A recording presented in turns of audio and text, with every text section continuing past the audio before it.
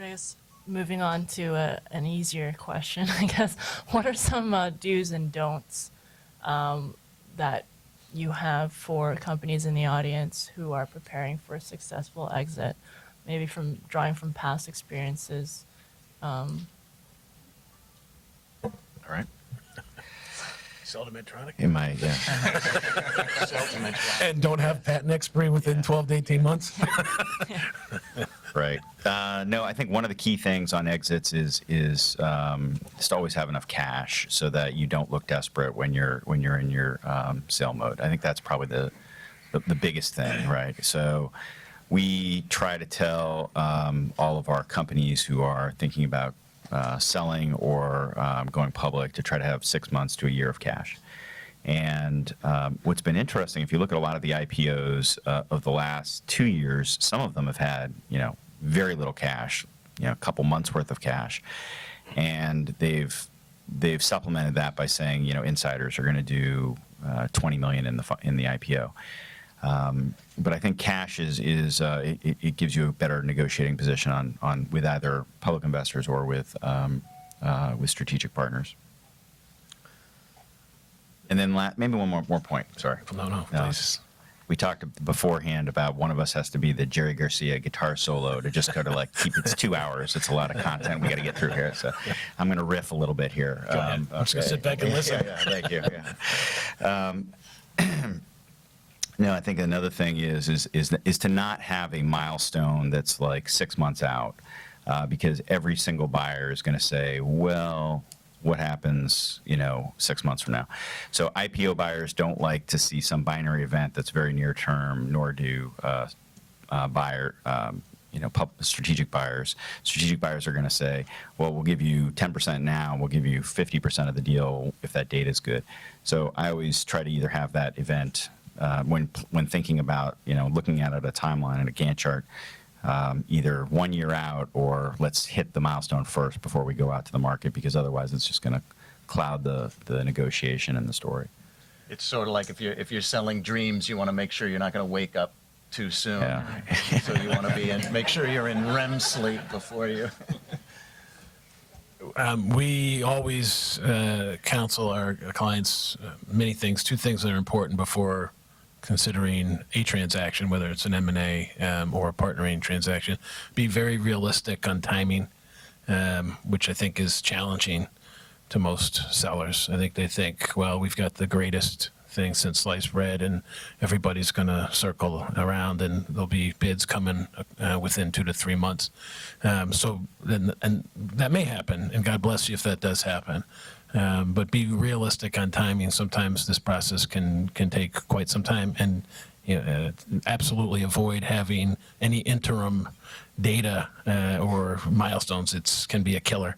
The second thing that I think is really important is to educate yourself on deal structures, possible deal structures. Don't just assume it's going to be nice if you can get a big number up front and nothing on the contingent side.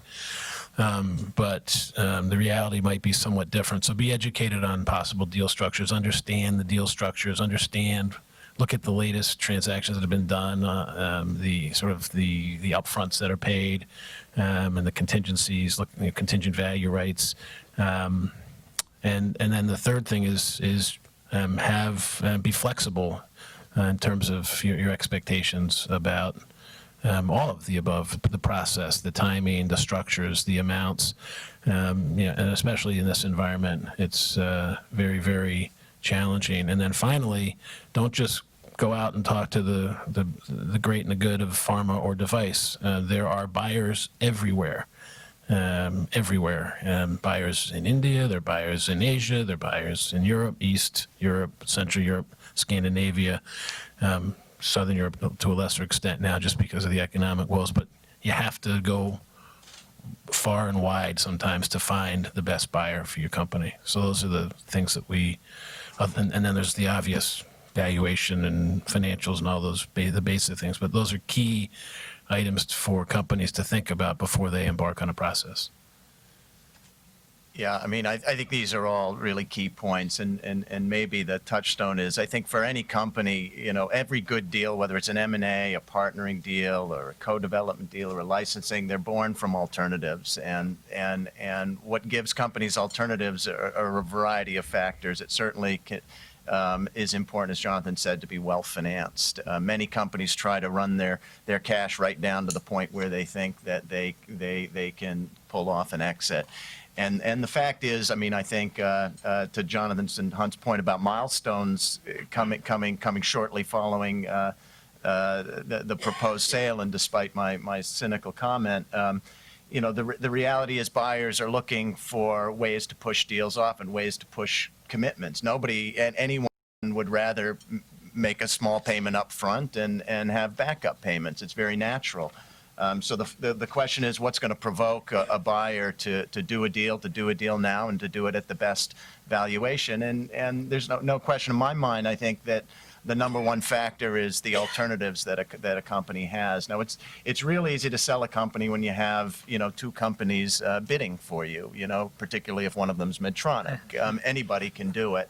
But it's gotten much more complicated than that, obviously, and you know, rarely are there situations where, you know, it's a clear bidding war. When it is, it's a lot of fun, and it's, you know, frankly, it's easy to do, and with professional advisors and a good story, you can maximize value. But for most companies, I think you have to just keep focused on executing a plan, and no matter how close it seems, not count on an M&A transaction, and demonstrate to the world and the buyers that you've got a plan, you've got alternatives, and you have choices, because the lack of choice is the... Paul's comments there, and just a comment quickly on the Genzyme Sanofi transaction. So we were major shareholders in Genzyme, and were visited by Henry Tamir and Chris Viehbacher during the process multiple times, saying, you know, they thought the price was too low or too high, depending on which side of the transaction they were on. And I think they struck a deal that really made a lot of sense. So it was, I think, and when I heard Chris Viehbacher on an earnings call recently, he said, you know, I paid the right price, because, you know, 90% or whatever of these contingent value rights look like they're going to go away. I'm really paying for what I thought was the fair value. I didn't believe that they'd hit these timelines, and in fact, they did miss many of them, and the deal seemed to be a nice balance. The percentage of upfront money in the transactions over the last 3 years has gone down about a third. So the overall in the pharma sector. So what we've seen is a significant increase in future payments, and it's a smart risk-sharing strategy. And you look at a few of these deals, like Protez with Novartis. I think they paid $100 million up front, and it was supposed to be 400. Yeah, it was like 400 total. They dropped the product for I don't know what reason, but they dropped the product, and they didn't have to pay the rest of the payments. I think the Folderex transaction that Pfizer bought, which is an orphan drug, is very structured. It's a big number, but they have to hit a lot of milestones to get to it. And then the Lilly transaction with Elnara was more. You know, that was a deal that got rejected by the FDA, but more than half the deal was supposed to be paid out, you know, post-approval. So Lilly saved themselves a couple $100 million by structuring it in that manner. So it made a lot of sense. The one main issue that I would just advise any CEO selling a company is on the control side, which Paul made, and I've lived this personally with a portfolio company of mine that we sold it. It was a device company. We sold it to one buyer, who then got bought by another major device company. And the second, and all the people that were involved in the regulatory strategy from both first two companies, both were gone. So now we had a whole new set of regulatory people, and they didn't really want to hear from us on the strategy. And when they met with the FDA said, well, you can file now, you know, we think this is good enough, or you can wait a year until this more data comes in, and you can come back to us in a year. Now, any small company, or even the first company that bought our portfolio company, would have definitely pushed the envelope and said, well, it doesn't hurt to file now and find out, and the data is going to come later anyway, so we can have another meeting a year from now if we have to. But this big device company said, we'll just wait. So our payments were contingent payments based on sales in specific years. So we lost a full year of sales on the milestone payments. And so I would just advise getting a good lawyer, like this man over here, who ensures that you have some control over slippage, that if the big pharma or big device company decides that they're not going to develop it as quickly, or for whatever reason take a different route, that you have real protection in there, that they can't hold back money in escrow. If you get sued, that they can't not make a payment so that they can hold that back to cover legal expenses, things like that. That's where small companies take an exit that could have been a 5x and turn it into a 2.5 because they don't have enough leverage over the big buyer. I just would like to go back to the publicly traded contingent value claims for 1 second. We've looked into this, obviously, and it turns out that these CVRs, the acronym, are notoriously difficult to value. And as it turns out, many of them have wound up being worthless. I do think, given the way investors are, and we tend to act like a herd, when a few of these CVRs do, and they function basically like options, more or less call options, but when they do hit, I suspect you will see, I don't want to use a health term, an epidemic of CVRs to close deals. But to date, I think the performance of the CVRs as independent securities, irrespective of the underlying companies who got acquired, has been disappointing. Well, you could say the same thing about milestones and private contracts as well. I mean, the reality, people used to joke that, a milestone was just a future, litigation, because so few of them come true.